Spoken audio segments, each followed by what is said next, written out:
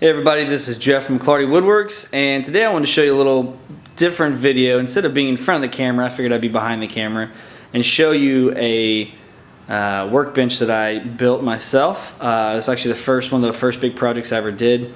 This is a Paulk Style workbench, but it is modified. And I'll explain to you why it's modified, how it's modified, and a little bit about what I like and don't like about it. First though, let's examine the Paulk Workbench. The kind of the standard piece of a Paulk Workbench here is this area right here. Let's see if I can get in there. This is Torsion style box. It's made from the top here is, let's see if I can get it. It's 3/4 inch ply. It's 3/4 inch ply here. This is 1/2 inch. As you can see, the cuts are a little wonky. This was my first big project here. I wasn't sure what I was doing.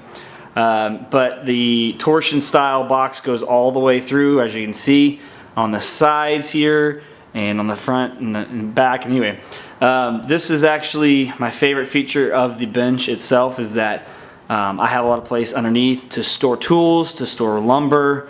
It's just a great little space.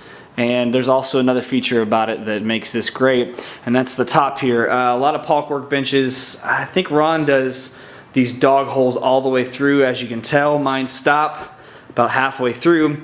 I drill the dog holes with a 3/4 inch Forster bit in a drill, and it was kind of pain to lay out, and I was pretty much up on top of the bench drilling these, and so I like them. I think they're great. I don't use them very often. I have these bench dogs here by Craig, and they're great. I don't use it very often. Mostly I use it, this is probably the most use I get out of it, is when there's dust on the top, I actually will just kind of sweep it around into the holes, and then I'll vacuum from underneath here with my shop vac, which is silly, but it works. It's actually a lot easier than trying to put it on the floor, and I don't know, I prefer it. So that's basically, this is part that's modified. You can see I stopped about halfway through. I figured that I wasn't going to be using the dog holes as much, and I wanted a flat surface on this side so that when I was doing glue ups or I was doing assembly, I wasn't worried about small things falling through the dog holes and into the table, which is great that it stops it, but still you have to fish around underneath there. So I modified it and just didn't do the whole all the way through. Also, another thing, this is a solid 4x8 sheet of 3/4 inch. I think this is birch. And normally a Paulk workbench kind of splits down the middle, and they're two pieces, and it's designed for portability when you're putting it in a truck, when you're taking it to a job site. I myself don't take it in my truck, don't put it on a job site because I don't have job sites. I do all this for fun. So I wanted something that was solid, that would be able to move around the shop, and I didn't want to break it down every few days or whatnot. So to make it movable or move around the shop mobile, you can see there's some casters underneath here. I made a 2x4 frame. A typical Paulk workbench has sawhorses all along. There's kind of a sawhorse here and a sawhorse on the other end. And I chose to not do that. I chose to make this a very sturdy, solid base. I used some 2x6s to make a frame and some 2x4s, and then I put a plywood bottom on here to add a shelf, and then there's some casters on the bottom as well.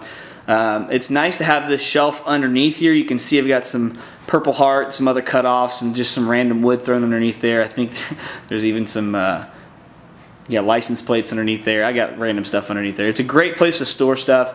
A junk collector in a lot of rights. But yeah, I liked making the shelf. That's part of the modification. Ron doesn't have that in his. I think Jay Bates is the one that made it this way, and I kind of followed his plan here. See some of the top here, maybe some spots here that have some glue on them because I didn't have this. So when I'm wanting to do a glue up, I can just roll out some paper. Obviously, hopefully that it stays, put some sort of weight there. But glue out some paper, or pull out some paper, excuse me, do my glue ups, do some painting, do some varnish, whatever it is.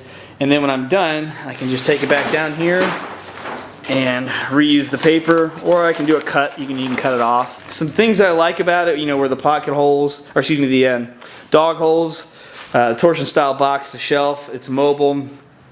Some things I don't like about it. This is a 4x8 workbench, which is awesome. So much space, it's incredible. The problem is, I'm working in a 3-car garage here. So my 3rd car area is where my workstation is supposed to be, or workshop, or whatever you want to call it. I've actually taken over the second part of that, the 2nd car, and I left my truck outside. Unfortunately, she's just kind of hanging out there. So it's kind of inconvenient because it's so big. So a benefit being that it's so big, it's awesome, there's a lot of space. Con is that it's so big and it takes up a lot of space. It's nice to be able to do multiple projects at once. As you can probably tell with the bottom here, but the top here becomes cluttered with all sorts of junk and good stuff, like all of my cutting board scraps and pieces that I'm getting ready to make. I had my drill press over there. I had my scroll saw that's sitting on the floor because I don't have a place for it, but it's just kind of a hot mess. You can see there's lumber everywhere, golf clubs, junk. I got a bunch of junk laying around here. And my lumber rack gets full, so everything kind of comes on here and sits. So it's just kind of inconvenient being so big. It's actually nice to be able to store things, but with my personality, I tend to let junk just sit on it. So hopefully that was informative for you. If you're considering building one of these, I'd say go for it. I think they're great workbenches. If you're looking for a workbench, I would say really make sure you want the full 4x8. Otherwise, stick with a smaller version of it. So hopefully this was helpful. If you have any questions, you have any comments, leave them down below, and don't forget to subscribe. Take it easy.